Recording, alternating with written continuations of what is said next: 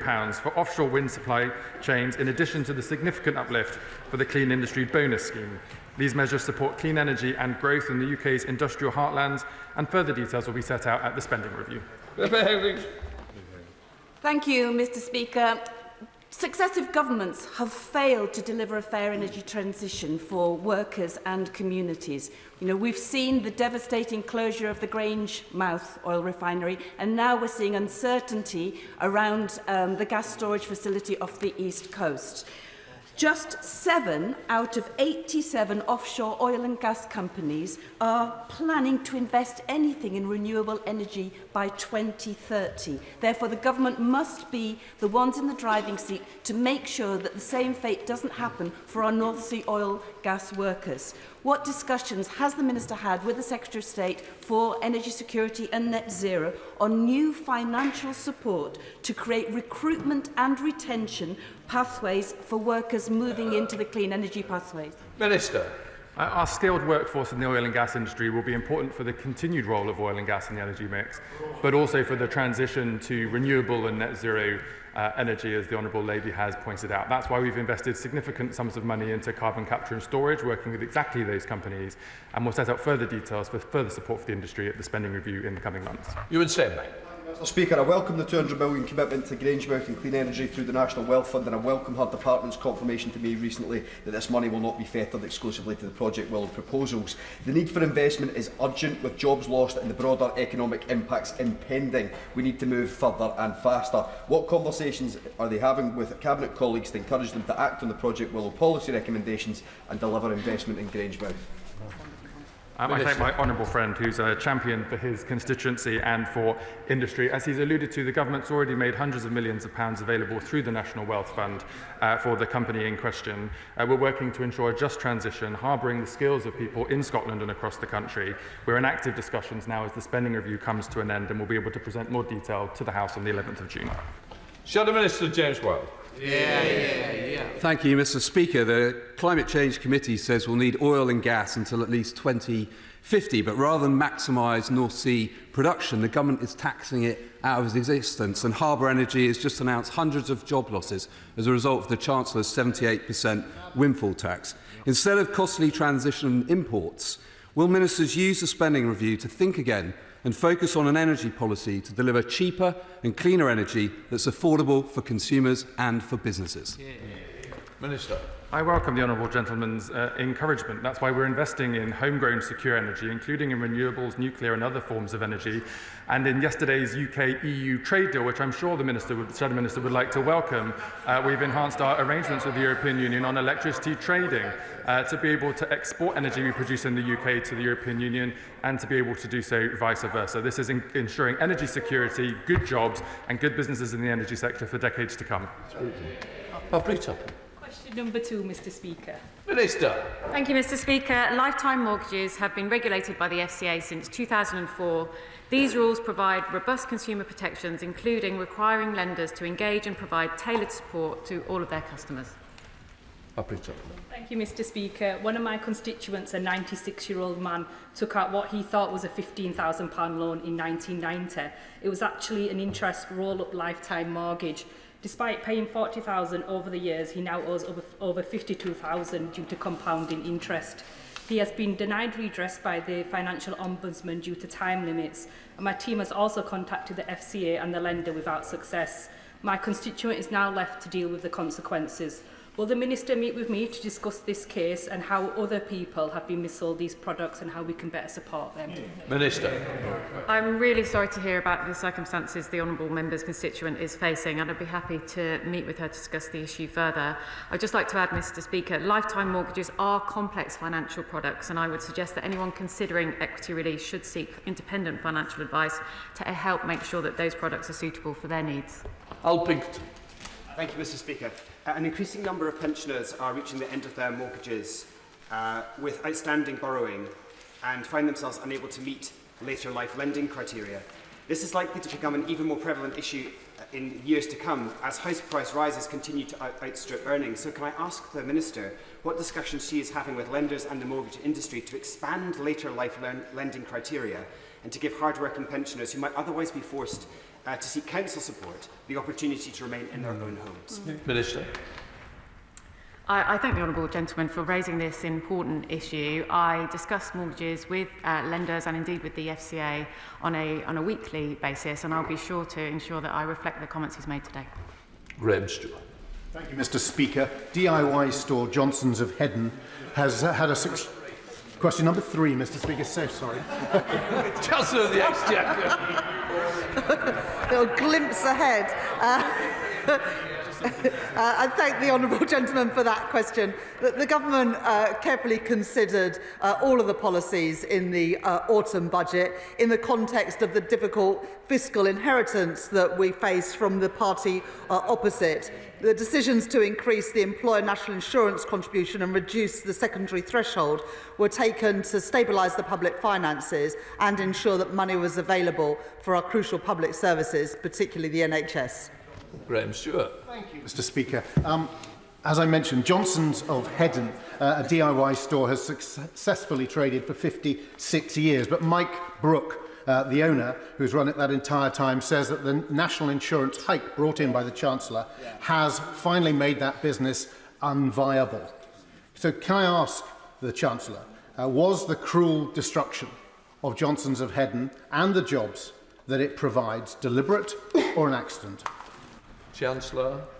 Well, the money raised from national insurance, which of course only came in last month, is being used to fund investment in the National Health Service. And since the election, we've delivered 3 million additional appointments in the NHS, which benefits constituents in East Yorkshire and across the country, but also in terms of supporting businesses. Yesterday, the trade deal that we secured with the European Union was welcomed by the CBI, the Food and Drink Federation, the Institute of Directors and others, because it will add around £9 billion to the size of the UK economy. Shadow Chancellor of the Exchequer, Milstride. Speaker, only last week the Right Honourable Lady was trumpeting that the economy has turned a corner. And yet it is only barely a month, as she has just stated, since her disastrous job tax started to bite.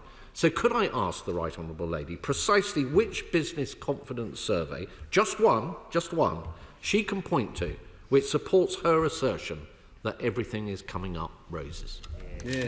Chancellor. Well, the PwC survey of global CEOs say that Britain is the second best place in the world to invest. That's just one of the surveys that backs what this government is doing.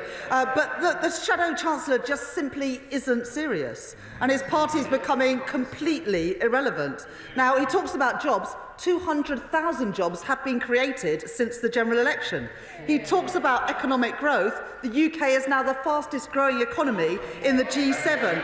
And he talks about business. Well, we have secured 3 trade agreements which are backed by British businesses and British trade unions, and every single one of them the party opposite opposes. No wonder even George Osborne says that the Shadow Chancellor has no credible economic plan. So while the Conservative Party plummet into irrelevance, this Labour government will deliver in the national interest. Daisy Cooper, Liberal Democrat spokesperson. Thank you, Mr. Speaker. In the budget, the government reduced business rates relief, and that is really hitting small businesses hard. Under current plans, in the next financial year, we could face a situation where small independent businesses see their rates go up by 80% and chains see their business rates go down by 40%. I've shared that analysis with government ministers. Could the Chancellor please promise that she will personally look at this analysis to make sure that this, I think, unintended consequence doesn't come to pass, so independent businesses don't close, leaving even more of our high streets looking the same? No. Chancellor. Well, the Honourable Lady will know that in the budget we extended business rate relief. It was due to end entirely by the plans we inherited from the party opposite, and at a cost of around £1.5 billion we were able to extend that business rates relief. And also, as the Honourable Lady will know, we are reforming how business rates work so that there is permanently lower rates for hospitality and retail sectors, particularly on our high streets. Lisa Smart. For Mr. Speaker. Chancellor. Thank you very much. With permission, Mr Speaker, I would like to answer this question together with question number 12.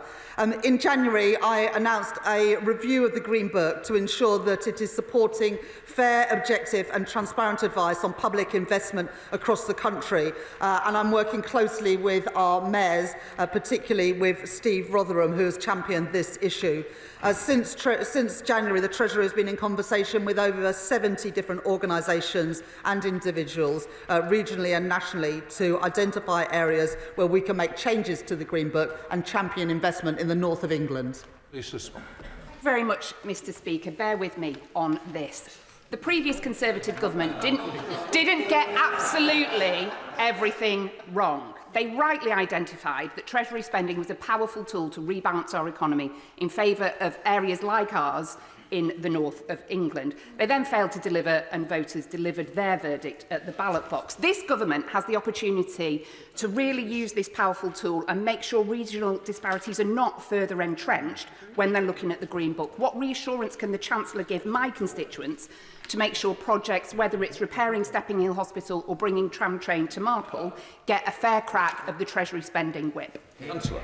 I totally agree with the Honourable Lady. The plans that we inherited from the party opposite saw capital spending decline as a share of GDP. Totally the wrong decision if we want to grow the economy and improve prospects in towns and cities right across the north of England. We're putting £113 billion more over the course of this Parliament into capital spending so we can build the road and rail infrastructure, the energy infrastructure, the digital infrastructure and the housing that our country desperately needs. And under our reforms to the Green Book, we will make sure that we get more investment to the places that need it, including towns and cities in the north of England. Marcus Campbell-Savers. Mr Speaker, on Thursday I'm grateful to have secured an adjournment debate on the A66 road improvement project, a key transport link between Cumbria, the North East and North Yorkshire. Cumbria is a long way from Westminster, and many of us fear that the economic case for major projects is stacked in favour of the economically active South East. Can the Chancellor reassure me that Cumbria will not be disadvantaged when key public spending decisions are taken? Chancellor. I thank my honourable friend for that question, and he's a staunch defender of his constituency and also of his region. We'll be making decisions at the spending review, which we'll publish on the 11th of June. But as a proud Northern MP myself, I'm absolutely determined that the North gets its fair share of investment. Jessica Toole. Question number 5, Mr Speaker. Minister. Thank you, Mr Speaker. With permission, I would like to answer this question together with question number 7. The nighttime economy and the hospitality sector more widely is the beating heart of our cultural life, bringing to life the places we all call home. That's why this government has cut draft duty and introduced a fairer permanent business rates system. We all want our pubs, clubs and restaurants to thrive. Jessica Toole. Thank you, Mr Speaker. Last month I met representatives of Bournemouth Town Centre's nighttime economy at one of the newest additions to our High Street Barbara's Beer House. This sector is incredibly resilient, but is grappling with a number of challenges like changing consumer behaviour and rising costs. And one of the issues common across our hospitality and retail sector is that of prohibitively high business rates. So can the Minister update us on the progress we're making towards business rates reform and tell us how this will give the nighttime economy the security they need to be prosperous? Minister. I completely recognise the point the Honourable Lady is making. Last autumn, alongside announcing immediate support for retail, hospitality and leisure properties, the Government published a discussion paper setting out our priorities for wider reform. And I know the Exchequer Secretary has met with a wide range of businesses on this subject. We are delivering permanently lower business rates for these sectors, and we will announce further policy details at the budget in the autumn. Thank you, Mr Speaker. The Kurzel in Southend, the site of the first theme park in Europe, and the Freight House in Rochford were once iconic venues in my community. Now, central to Southend and Rochford's nighttime economy, over the last 14 years, venues have been forced to close and heritage buildings have been left empty. So, what steps is the Minister taking, along with Cabinet colleagues, to protect the iconic heritage and cultural venues which are the backbone of our evening and local economies? Minister. Thank you, Mr. Speaker. I've missed out on the particular historical gems that the honourable member mentions, but my daughter is a big fan of Southend, so I obviously agree wholeheartedly with them. And because we agree with the honourable member, that is why last December this government announced the largest round of the Community Ownership Fund, awarding £36 million to 85 projects right across the UK. In fact, I agree with the honourable member so much that my own office is in the rejuvenated Albert Hall in Swansea, which has previous incarnations as a cinema and a bingo venue and a music venue, but behaviour in that building is much better these days. Mr. Speaker, just a few weeks ago I held a round table in my constituency with UK hospitality and other hospitality businesses, hotels, nighttime economy businesses, pubs. It was just after the first national insurance rise payment, which means that those businesses have been devastated and are having fewer jobs, fewer apprentices and less investment. What they're worried about as they look to the future is whether the Chancellor will be raising taxes again in the coming months. So can the Minister assure my businesses that the Chancellor won't be coming back for more? Minister. Well, what the Secretary is doing is welcoming the trade deals done by this government yesterday. What they're worried about is a Conservative Party that can't bring itself to welcome a single trade deal with any country round the world. The party of Robert Peel has turned its back on the entire world. Alison Bennett. Thank you, Mr. Speaker. The Hop Tub in Hurstpierpoint, the Hop Sun in Haywards Heath and the Brickworks in Burgess Hill are three fantastic microbreweries serving constituents in mid-Sussex. Given the pressures of national insurance and the challenges of business rates, what is the Treasury doing to support these innovative businesses? Minister. Thank you, Mr. Speaker. And I think everybody in this House enjoys the proliferation of microbreweries right around this country, and that's why this government is supporting draft beer and cider by knocking 1p off the price of a pint at the budget last year, because it is important we support not only our pubs but the brewers that produce the content that's sold in them. Thank you, Mr. Speaker. Sasha Lord, Labour's former nighttime economy advisor, says that it's tougher for the hospitality industry today than it was even during the pandemic. But the Chancellor is ignoring his advice and pushing ahead with a cocktail of costs which the Nighttime Association has called a death sentence for our pubs, our bars and our clubs. Can the Minister and the Chancellor not see that the future of the industry is fatally undermined by that anti-growth taxation? Minister. Well, what's anti-growth is the party opposite that's sat over 15 long years of decline, completely unprecedented economic stagnation. Our job is to support the hospitality and leisure centre more generally. That's why we're reducing red tape through the cross-government licensing task force. It's why we're permanently cutting business rates, moving away from the year-by-year chaotic system put in place by the party opposite. And it's why we're engaging all the time with the Hospitality Sector Council. Question number 6, Mr. Speaker. Chancellor. Thank you, Mr. Speaker. The trade deal that we have secured with India adds around £5 billion to the UK economy. And the way that social security contributions work is that if somebody who works for an Indian business is posted to the UK, or indeed someone from a UK business is posted to India, they won't be paying two lots of social security contributions. So if you're paying into the Indian Provident Fund in India, you won't be paying national insurance contributions here. And if you're paying national insurance contributions here, you wouldn't be paying into the Indian Provident Fund. On top of this, to come to the UK to work from India, you'll need to pay just over £3,000 in the NHS surcharge to be able to access those services, and £769 in visa fees, contributing to the UK Exchequer. Thank you, Mr. Speaker. I note that the Chancellor didn't actually address the point of the cost to the Exchequer of the Double Contributions Convention, which this government has agreed with India. Under that convention, Indian workers sent here by their employers on intra-company transfers cost more in taxes than British workers. But with this deal, this flips, and these Indian workers will be taxed less and cost less to employ than British rivals for doing the same jobs. This will not only cost the Treasury lost revenue, which she didn't admit just now, but displace British workers, suppress wages and increase immigration. So will the Chancellor commit now to monitoring the effects of this agreement, and if the data shows any of these things happening, promise to scrap this charter for immigration with India? Well, this deal is worth £5 billion to the UK economy, and it also benefits British workers being posted by their company to work in India. And the party opposite are now in an absurd situation where they oppose the US deal, they oppose the India deal, and they oppose the deal with the EU. The party opposite are simply not serious. And when it comes to the India deal, it reduces tariffs on Scotch whisky by more than half, bringing more good jobs, paying decent wages to the UK, and the party opposite seem to be against that. Chris MacDonald. Thank you, Mr. Speaker. Special steels business Paraloy in Billingham in my constituency has told me that uncertainty on international trade has recently left their customers running for the hills. Does the Chancellor of the Exchequer agree with me that now that we have trade deals coming along like buses with India, with the US and with the EU, then we can give reliability and confidence to important local businesses like Paraloy in my constituency who want to export to the world? The steel sector is one of the sectors that particularly benefits from the trade deals that this government have secured, freeing ourselves of tariffs on steel going into the US, and indeed the deal that was secured with the EU yesterday means that we avoid tariffs on steel being sold into European markets, as well as now being exempt from the European CBAM scheme. Good for steel, good for jobs right across Britain. Dr. Peter Prince.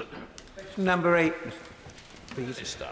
Thank you, Mr. Speaker. The Treasury has reformed the spending review process to ensure that it facilitates genuine collaboration across departments. As part of this spending review, the Chancellor of the Duchy of Lancaster and I have met with Secretaries of State multilaterally in mission clusters.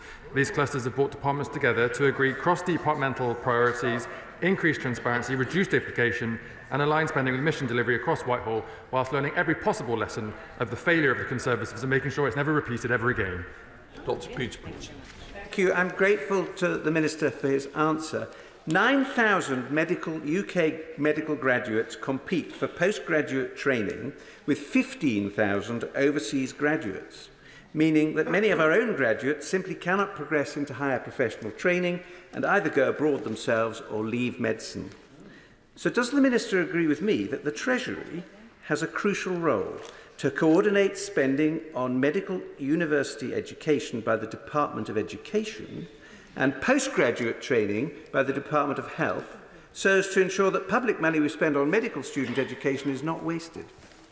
Minister. I thank my honourable friend for raising this important question. The government is committed to training the staff the NHS needs as part of our 10-year plan. International staff clearly play an important role in the mix of staff that we have, but we also want to create opportunities for people across the country to work in our National Health Service.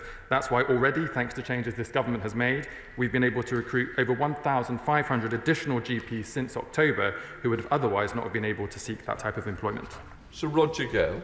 Mr. Speaker, while discussing the spending review, will the department get the Minister for Agriculture and the Energy Minister together into the same room, make sure that agriculture receives the funding that it needs, while energy is not being allowed to charge agriculture effectively for its loss of income? In other words, could she make sure that we're not robbing Peter to pay Paul? Minister. A meeting of that nature has already taken place as part of our mission-led approach to government. We continue to engage with the Department of Energy and DEFRA, as he suggests, on these issues, and is exactly what we mean when we talk about cross-departmental collaboration. As he knows, further details will be set out in the spending review in due course. Under back. Chancellor. I was pleased to visit, along with my honourable friend, the 100th banking hub that was rolled out to Darwin just a few months ago, as also visiting Darwin Market, a thriving market in one of his local towns. We'll be setting out at the spending review how we will spend the £113 billion extra that we're putting into capital spending compared to the plans that we inherited from the party opposite. And of course, we'll be making sure that towns and cities, including across the north of England, benefit from that investment. And back. Thank you for that answer. And the government's commitment to the north is absolutely clear, and we very much enjoyed the visit to Darwin Market. But at the same time, history tells us that small towns, like those that make up Rossendale and Darwin, can far too easily get left behind and not feel the benefits from major infrastructure investment Yet those are the very communities that need to see and feel change the most. So would the Chancellor agree with me that as we implement our investment and growth strategy and deliver the review of the Green Book, that we must put our left-behind communities first? That as part of every major investment decision, we should ask the question, what does this do for our most deprived and left-behind neighbourhoods? And only through targeting investment where it's needed most can we ensure that every community feels the benefit the growth this government will bring. Chancellor. Well, I thank my honourable friend for that question. He's a proud champion of the towns and villages of Rosendale and Darwin. We will absolutely make sure that we use our Green Book review to properly assess the benefit of all investments that this government makes. But on top of that capital investment, of course, the people of Rosendale and Darwin are benefiting from the reductions in NHS waiting lists, the 3 million additional appointments we've delivered, and also the increase in the national living wage, which will make working people in Rosendale and Darwin and across the country better off. Tim Farron. Mr Speaker, the towns and villages of the lakes and the dales in Cumbria are proud to host 20 million visitors every single year. We're the biggest visitor destination outside of London and the UK, and yet we get almost no support whatsoever for the highways, other infrastructure, health, police force costs that are incurred by those visitors. Will she look at funding allocations to make sure those services that support the people and the visitors of the Lake District are properly funded? Chancellor. Well, the Green Book reforms will make sure that we properly assess the benefits of investments in different parts of the UK. But of course, the people of Cumbria and the Lakes will benefit from the record investment in the NHS, the rollout of nurseries and free breakfast clubs at primary schools, as well as the increase in the national living wage, which many workers in sectors like hospitality and retail in his constituency will benefit directly from. Paul Foster. Thank you, Mr Speaker. One way to get the officials to start focusing more on northern towns would be perhaps to move the Treasury up north. And after experiencing our rail networks and our infrastructure, they may very quickly invest more money. Are there any plans to move any Treasury departments to the north? Number 11 Market Street, Chorley. Come on. This government have committed to increasing the proportion of civil servants who work in the north of England, but we already have a hub which we are expanding in Darlington, where 8 government departments work, including officials from the Treasury. So at the Treasury, we are very much mindful of the importance of investing right across the north of England, in Darlington, Leeds, Cumbria, Rosendale and Darwin, and many other constituencies beside. Martin Vickers. Thank you, Mr Speaker. The prosperity of northern towns is very much dependent on good transport connections. So could the Chancellor ensure that national highways are adequately funded so that they could improve the access to the port and town of Immingham by improvements to the A180, and also ensure that the Department of Transport have got adequate funds to ensure the very modest amount they need to fund an extension of the King's Cross to Lincoln train service through to Grimsby and Cleethorpes? Chancellor. Well, I'll make sure that the Transport Secretary hears those requests, but the honourable gentleman knows that the investment we're putting in at British Steel, where we're increasing the number of jobs thereafter, saving that company, will make a massive difference to his constituents, as will the investment in renewable energy in the North Sea, particularly around Immingham and the local area, creating good jobs, paying decent wages in his constituency and in many others too. Patrick Hurley. Number 10, please, Mr Speaker. Chancellor. I thank the honourable gentleman for that question, and I'd like to answer this question together with questions 11 and 14. I know that my honourable friend is working closely with the local Labour council in Southport to regenerate the local town centre, and we'll make sure that this government backs him every step of the way. Patrick Hurley. Thank you, Mr Speaker. Whether it's the Marine Lake Event Centre, the Enterprise Arcade or the new Market Quarter in my Southport constituency, my town has benefited from state-led investments in neighbourhoods and public realm. So can I ask the Chancellor if she agrees with me that investment policies of this sort are essential to driving economic growth in our regions and nations, and will help us to finally turn the page on the failed austerity policies of the party opposite. Chancellor. I absolutely agree, and that is why we reversed the decisions of the party opposite to cut capital spending and instead preserve that capital investment, which means we'll be spending £113 billion more on capital investment on road, rail, energy, homes and digital infrastructure than those plans that we inherited from the party opposite. But also day-to-day things like making sure we've got police on our streets, making sure that we're working with our mayors, including Mayor Steve Rotherham, to make sure that we get the investment into the places that most need it. Charles Athwell. Thank you, Mr. Speaker. Small businesses are the backbone of our economy. In Ilford South, we have many small businesses ranging from restaurants like Deli O'Deli, Mr. Bunt's Bakery, tea shops like My Chai, and local stores like Chopra's convenience stores. They make Ilford an amazing place to eat, shop and do business. Will the Chancellor join me in commending these local businesses who make the High Street the beating heart of Ilford South? And will she lay out what steps she's taking to support these entrepreneurs? Chancellor. I thank my honourable friend for that question. At the budget, we more than doubled the employment allowance to £10,500 to take many small businesses out of paying national insurance altogether. On corporate tax, we've maintained the small profits rate to help smaller businesses. And to help entrepreneurs to raise finance and grow, the government has extended the Enterprise Investment Scheme and the Venture Capital Trust Scheme. And I will very much add my words in supporting businesses right across Ilford and the work that you do, that my honourable friend does as an MP to champion those businesses. Jill Chapman. Thank you, Mr. Speaker.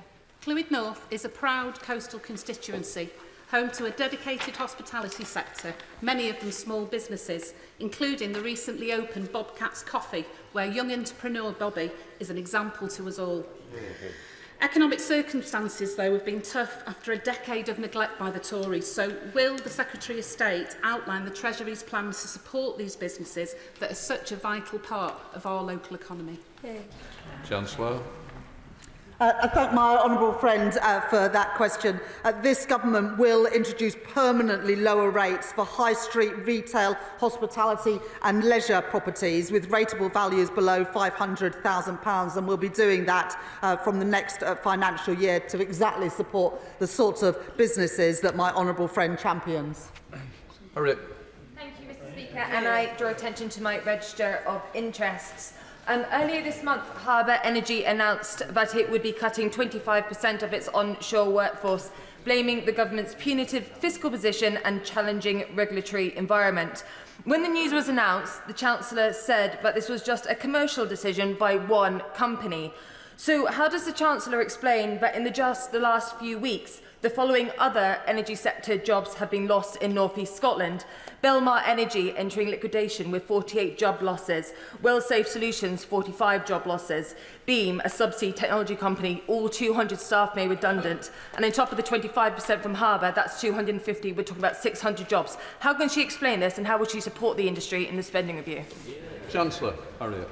I thank the honourable member for that question. And my honourable friend, the Exchequer Secretary to the Treasury, is working closely with businesses right across the energy sector. Of course, the previous government increased the rate of tax on energy companies to 75%. We increased it by 3 percentage points above that, reflecting the fact that energy companies have enjoyed huge profits since Russia's illegal invasion of Ukraine. And it is right, when people's bills have gone up, that we ask the energy companies making those profits to contribute a little bit more. Thank you, Mr. Speaker. What changes will the Chancellor introduce in the spring statement to compensate for the growth-threatening sword of Damocles she's just placed over the Scottish fishing industry? She should know, but probably doesn't, that 70% of revenue from fishing and aquaculture comes from Scotland. She should know, but probably doesn't, that the fishing industry in Scotland is 50 times larger for Scotland's economy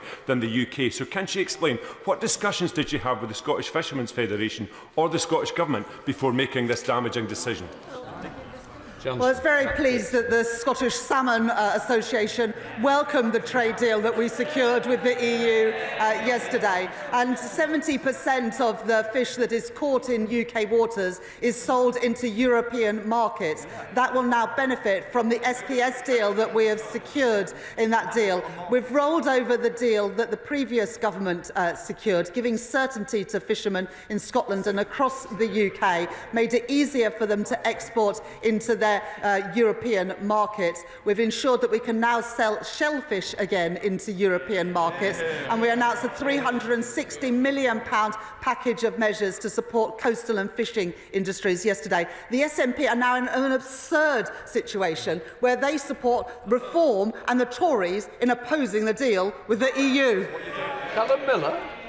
Mr. Speaker, I welcome the Chancellor's answers on growth. She's been a strong champion of the Oxford-Cambridge growth corridor, but my constituents in Bicester and Woodstock are concerned to know that she will lend her support to Lord Valance's efforts to join up across departments and ensure that there is the social infrastructure to support the growth, because they worry that hospitals, schools and roads will not keep up with the ambitious pace that Lord Valance is putting forward. Well, thank the honourable gentleman for that question. It's very opportune because I'll be meeting Lord Valance this afternoon to discuss the work that he's taking forward on the Oxcam corridor to bring more good jobs, paying good wages to both Oxford, Cambridge, but also, crucially, the towns and cities in between. And some of the extra money that we're putting into capital investment will absolutely be going to support the huge growth opportunities in that part of the world. Shadow Minister Richard Fuller. Of course, Mr. Speaker, the best way to improve economic growth is for this Chancellor to stop punishing businesses with higher taxes. But within the spending review, the key is to improve public sector productivity, and as the Chancellor knows, one of the key aspects to do that is the use of technology. And this government has substantial advantages over the next few years, with major advances in AI technology. But those can only be captured if the Treasury sets clear directions for departments, including incentives and penalties. So could the Chancellor advise what directives has His Majesty's Treasury given departments to improve productivity through the adoption of artificial intelligence, and specifically whether this advice includes a requirement for the use of agentic AI during the multi-year spending period? Chancellor. I thought the honourable gentleman was going to welcome the investment of Universal Studios in Bedfordshire, which would be a massive boon to the Bedfordshire economy.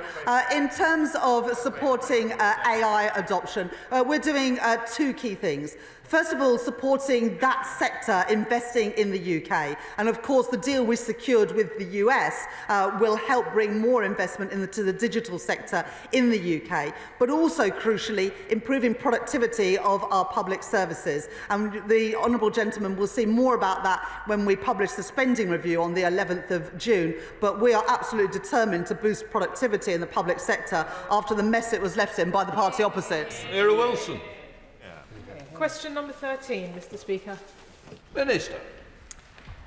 Mr. Speaker, the government is committed to keeping taxes for working people as low as possible. The personal allowance means those earning below £12,570 pay no tax, and at our first budget we decided not to extend the freeze of personal tax thresholds, which was implemented by the previous government. Era Wilson. Thank you, Mr. Speaker. I thank the Minister for his response, but could I ask him what short and long-term assessment ministers have made of the cost to the taxpayer of the deep cuts in grants for therapy for some of the most vulnerable and traumatised children in our country through the Adoption and Special Guardianship Support Fund, given the Treasury's intransigence in putting more money into a fund to meet rising demand, it's likely that adoption and kinship care placements will fail, resulting in more children in the care system in the short term, and in the long term, sadly, we know care-experienced children are 4 times more likely to end up with a criminal conviction. There is a moral and an economic case to support this fund properly. The Ministers. Mr. Speaker, in relation to making sure that adoptive parents are able to build a strong family unit with their adopted children, I obviously recognise very much the importance of that as a constituency MP as well as a minister. But if I can take a broader point here about investment in public services, of course the only reason why we're able to invest in public services is because of difficult decisions we've taken around taxation, and the problem with her party and the parties opposite is they're happy to support the extra funding for public spending but not the tax rises necessary to pay for it. Thank you, Mr Speaker. This isn't an issue to make a party political point on, because the reality is the 40% cut to the Adoption and Special Guardianship Support Fund will be deeply impactful on young people who have experienced significant trauma in their life, abuse, neglect and so much more. So it's really imperative that we make the right investment in the light that our mental health services are not fit for purpose at the moment, to ensure that these young people have a life course opportunity, not being denied if this fund is cut. So will he review the decision and ensure that we can have the proper funding that young people need? Minister. Well, Mr Speaker, as my honourable friend will know, spending decisions are for the Chief Secretary of the Treasury to discuss with departments. And I'd make the general point to her, though, that investment in, for instance, mental health, which she mentioned in her remarks just there, is again only possible because of the decisions we've taken around taxation to make sure we can support public spending in our health service, in mental health services and support for young people. Sir Roberts. Question 15, please, Mr Speaker. Minister. Thank you, Mr Speaker. This is absolutely the right question. We all understandably hear calls for higher rates of pension saving, but the prior question is how do we make sure that savers get the absolute best bang for their buck for every penny they save? And the forthcoming pension schemes bill will help make that happen, with bigger pension schemes, fewer small pension pots, driving down costs and up rates of saving for pensioners. Sorry. Thank you, Mr Speaker. As Chair of the reconstituted Pensions and Growth APPG, could the Minister share any plans for how counties outside of mayoral authorities, like Staffordshire, could benefit from pension reforms to encourage more investment in the UK to support infrastructure, jobs and local regeneration? Minister. Thank you, Mr Speaker, and I certainly can. Our reforms to the local government pension scheme will support local investment in every part of England and Wales. Our defence spending plans will be felt on the ground. Total defence spending in the West Midlands totals £1.6 billion a year. We're building reservoirs again, including one in the West Midlands, and we're getting this country trading once again, including businesses in Tamworth, where PI Chem, a specialist chemical supplier, recently won a major export order supported by £100,000 in UK export finance support. Britain and Tamworth are open for business. Jim Shannon. Mr Speaker, can I thank the Minister for his answer? Minister, it's the uptake of pensions I want to ask about in relation to those who are 18 starting off. They encourage them to take their pensions out. Whenever I was 18, my mother took me down to the pension man, John Thompson in Ballywalter, says, "You're going to take a pension?" I says, "What for, Mum?" She says, "You're taking a pension," and we took the pension. So would the honourable member agree that what everybody really needs is someone like my mother to encourage them to take a pension? I didn't know where that was going for a bit, but I can 100% speak on behalf of everybody in this House when we say the whole country needs people like your mother. That's really simple. Question 16, Mr Speaker. Chancellor. With permission, Mr Speaker, I'd like to answer this question together with question 18. Kick-starting economic growth is the #1 mission of this government. From next financial year, South Yorkshire Combined Authority will receive a single flexible funding pot through their integrated settlement, and the East Midlands Combined Authority will benefit from a new advanced manufacturing and logistics park, unlocking up to £1 billion of investment. Both areas will benefit from the £240 million of investment towards trailblazers to tackle economic inactivity. Thank you, Mr Speaker. Stocksbridge Speciality Steels in my constituency has strategically significant, highly specialist capability to produce world-leading steel, crucial to our national defence, aerospace and energy industries. This site employs 650 people and has an excellent skills training centre. I welcome the government's £2.5 billion commitment for our UK steel industry. What discussions has the Chancellor had with the Department for Business and Trade to ensure the government will do everything they can to secure the British steel industry using our domestic steel assets productively, in particular for the Stocksbridge Speciality Steel site in my constituency? Chancellor. I thank my honourable friend for that question. And whilst I'm not going to get into the sort of detailed discussions about one individual company, this government did set out the £2.5 billion steel fund in the budget last year to preserve and grow steel manufacturing in the UK. And it's why in the 2 trade deals that we've secured in the last couple of weeks with the US and with the EU, we've reduced tariffs on steel exports, which will be good for the British steel industry. Oshanka. Thank you, Mr Speaker. Shockingly, in Derby South, 62% of adults in our community are financially vulnerable, far above the 38% national average. To lift people out of this vicious cycle, we need a growing economy. But if you're worried about how you'll make it to the next pay, dreading the unexpected bill, or struggling to feed your family, the benefits of growth can feel miles out of reach. Can the Chancellor outline how her plan for growth will put money into people's pocket and deliver change for people in our struggling communities? Chancellor.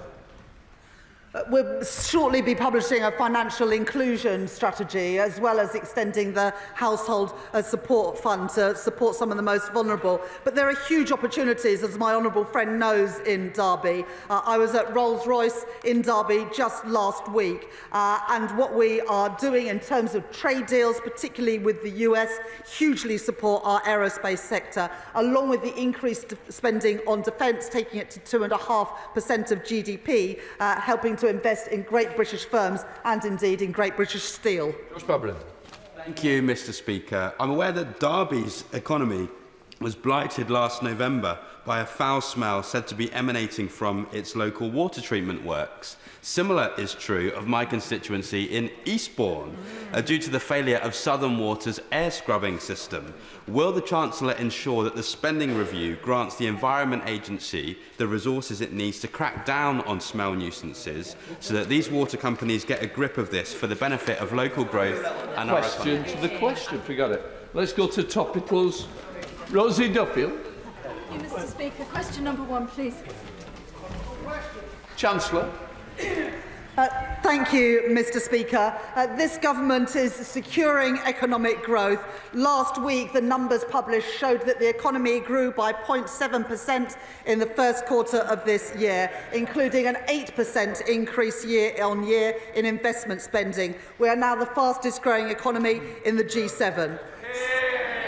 Since the last election, there has been 4 cuts in interest rates, 200,000 jobs created, 3 trade deals secured. Britain's economy is stronger, but I will continue to do everything in my power to ensure that working people are better off. Rosie Duffield. Mr Speaker, Westminster is once again buzzing with the latest U-turns, speculation and briefings over the Chancellor's policies on the winter fuel allowance and the 2-child limit benefits cap. It's less of a buzz for those visitors to Canterbury Food Bank, however, who last month distributed enough food to make 13,545 meals, a 47% rise on the same period last year. Will the Chancellor end the serious anxiety of those experiencing fuel and food poverty now and reverse those policies? Chancellor. I thank the honourable lady for that question. The only reason that we've been able to grow the economy and get those cuts in interest rates, which help working families in Canterbury and right across our country, is to have returned stability back to our economy. And that means never making a policy commitment without being able to say where the money is coming from. That is what got our country into a mess under the previous government. So we've set out the policies that we needed to put investment into the NHS and to secure our public finances. Tracy Gilbert.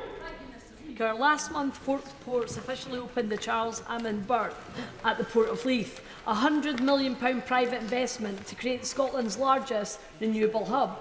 Will my right honourable friend join me in welcoming this investment in Leith and set out how she is working with Cabinet colleagues to ensure green manufacturing and supply chain jobs are created in Scotland? Minister. Can I join my honourable friend in welcoming the news that the Charles Hammond berth is now officially open?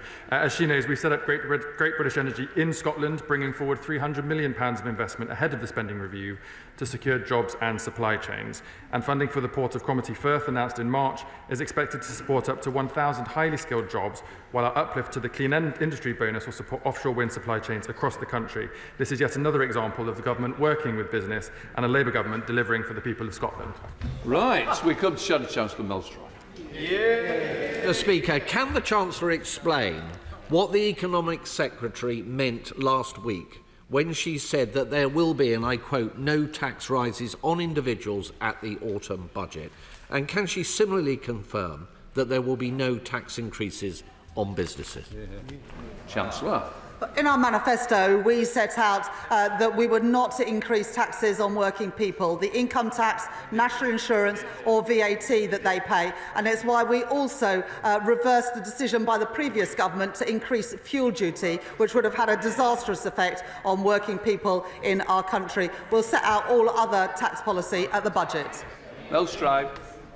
What many up and down the country, Mr. Speaker, are asking is why that manifesto pledge not to impose taxes on working people was broken.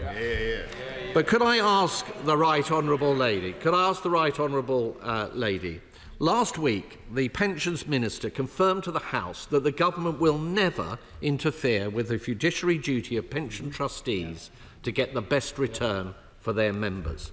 But when the Chancellor was questioned on that topic by Bloomberg the very same day, she said, never say never. This is chaos, Mr. Speaker. They can't even speak with one voice. It is clear that the right honourable lady and the Pensions Minister cannot both be right. So will she now put the record straight? Chancellor. Well, we've secured an agreement with the biggest pension companies to invest on a voluntary basis in UK unlisted equities and infrastructure. That's something that the party opposite never achieved. We're getting investment into British infrastructure and British businesses because that's the way to grow the economy and support working people. Serena Brackenridge.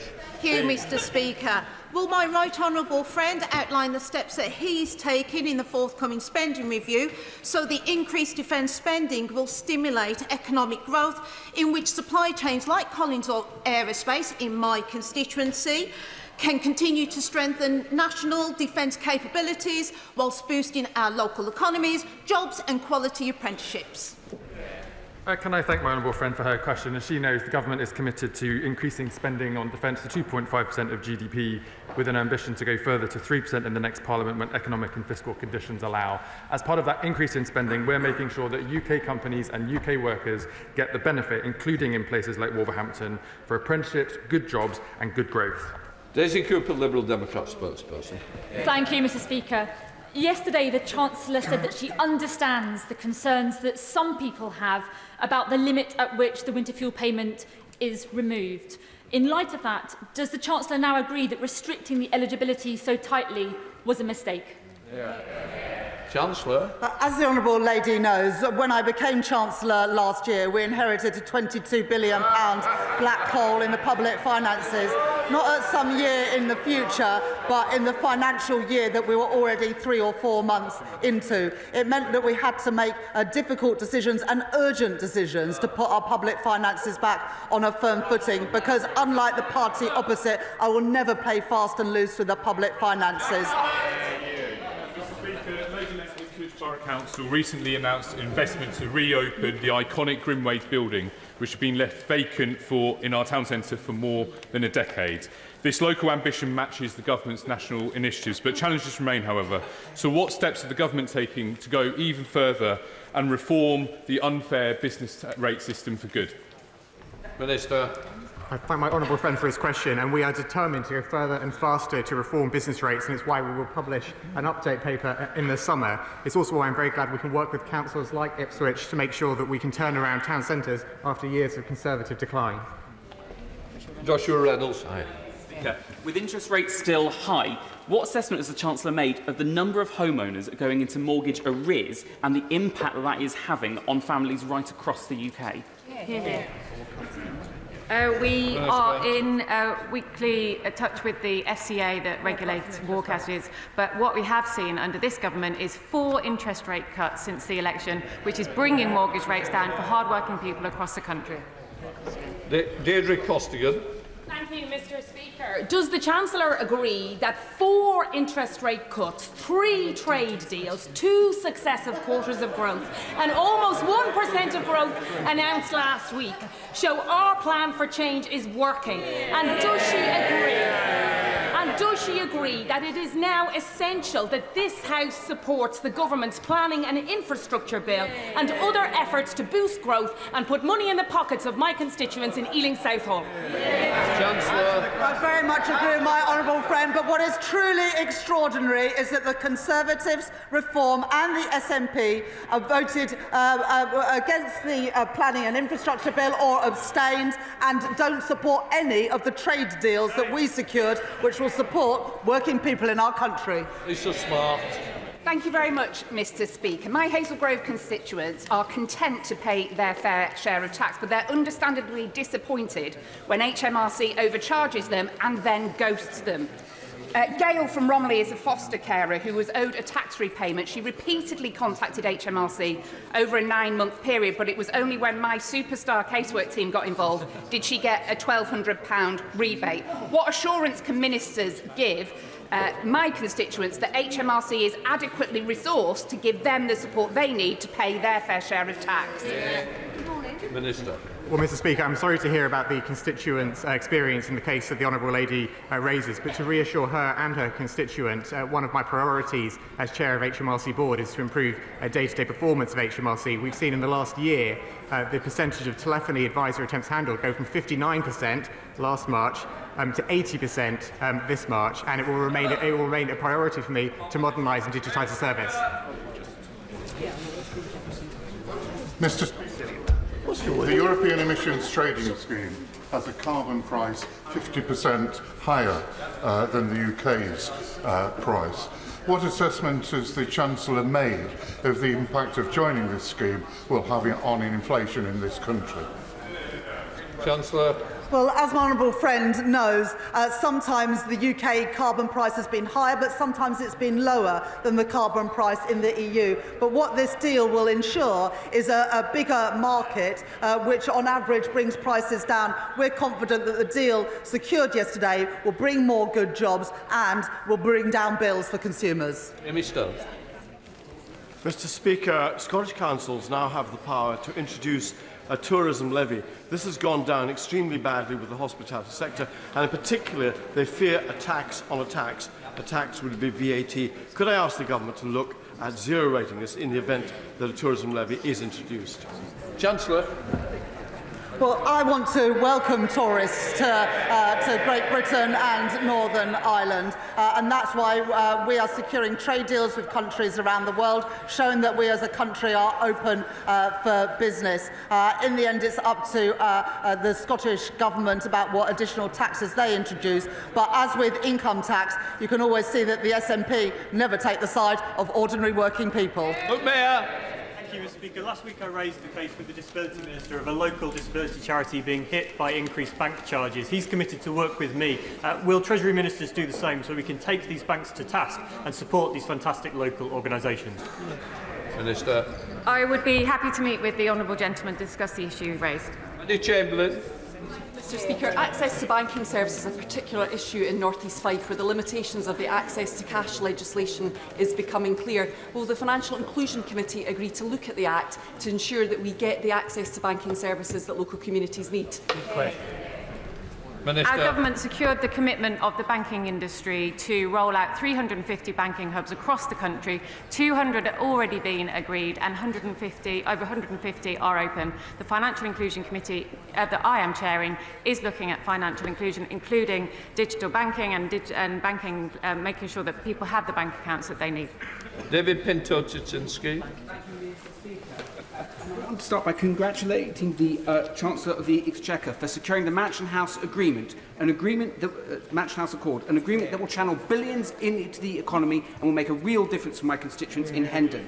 One of the reasons pension funds agreed to join the Accord is because of the strong pipeline of investable projects the government is creating. Does my honourable friend agree with me that the government's infrastructure plans and planning reforms opposed by the party opposite will unlock... Who wants to answer it? Minister. Thank you, Mr. Speaker. My honourable friend is absolutely correct. Raising investment in the UK is about boosting not just the supply of capital, but the demand for that capital, the investment pipeline. We are approving infrastructure projects from wind farms to reservoirs that the party opposite blocked for years. And by reforming the planning system, we are doing something really radical, building some homes. Greg Ridcap. Mr. Speaker, the rollout of banking hubs is helping to a small degree, but what plans do the government have to increase the number of banking hubs beyond that which is currently in the pipeline? Well, as I said in answer to the previous question, we have committed, we have secured the commitment of the industry to open 350 by the end of this Parliament. Thank you, Councillor, by the end of this Parliament. And the SCA keeps the access to cash rules under review as legislated under the last government. They have the power to access make rules to ensure that there is access to cash across the country. Thank you, Mr. Speaker. Yesterday there was a lot of coverage of the Chancellor's comments about the ISA limits of 20, and she committed to pledging to keep to the £20,000, but not within that whether how much would be in cash and investment. Can she reassure me that she is seriously considering the impact on the mortgage lending market of changing the cash ISA limit? Minister. As we announced in the spring statement, we are looking for options of reform to ISAs to make sure we get the balance right between cash and equities. But I will reassure the Honourable Lady, we understand that cash savings have a really vital tool for people to act as a financial buffer for a rainy day. Mr. McVeigh. I'm sure the Chancellor subscribes to the basic principle that if the cost of something is put up, then we'll see less of it. It's the reason that governments over many years have put taxes on things like smoking. Does she accept this principle also applies to employing people? And the more expensive this government makes employing people with its jobs tax, increasing NIC for employers, the less we will see of it. Well, I think a really good example of that is the Conservative Party. The cost of the Conservative Party went up and the number of MPs shrunk. The Independent Commission on Neighbourhoods report recently showed Blackpool has 98% of its population living in neighbourhoods that are high need. With 34 critical mission neighbourhoods in my constituency, can the Chancellor outline what this government is doing to improve growth in our forgotten coastal towns? Chancellor. I thank my honourable friend for that question. Yesterday we announced £360 million of investment in coastal and fishing communities, which would be absolutely vital for ensuring that those constituencies and those communities continue to thrive. Vicky Slade. Thank you, Mr. Speaker. Dorset and Wiltshire Fire and Rescue have seen a real total cut in funding, partly because the majority of firefighters are on call, so the employers' NICs weren't sufficiently compensated. Will the Chancellor commit to review the funding formula to fit needs of communities and undertake a local impact assessment on the effect of the funding cuts on public and firefighter safety? Minister. Thank you, Mr. Speaker. This government has already increased spending on the NHS by £22.6 billion, police funding by £1.1 billion, and fire and rescue authorities by another £65.5 million. Further spending will be set out in the June spending review, but this is yet again another example of a Labour government delivering on the promise of change. Final question, Brian Leishman. Thank you very much, Mr. Speaker. To alleviate grinding penury for millions, the Chancellor could introduce an annual wealth tax on multimillionaires that would raise approximately £24 billion per annum.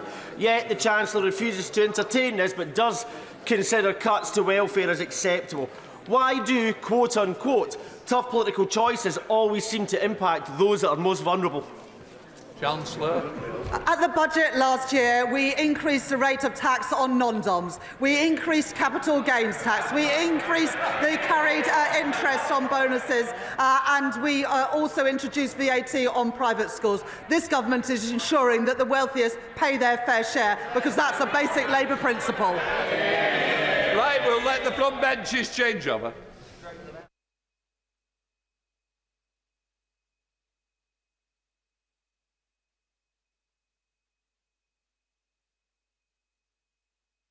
Now come to the statement from the Prime Minister, EU trade oral statement. Keir Starmer, sir. Thank you, Mr. Speaker. With permission, I'd like to update the House on the 3 recent trade deals we've struck.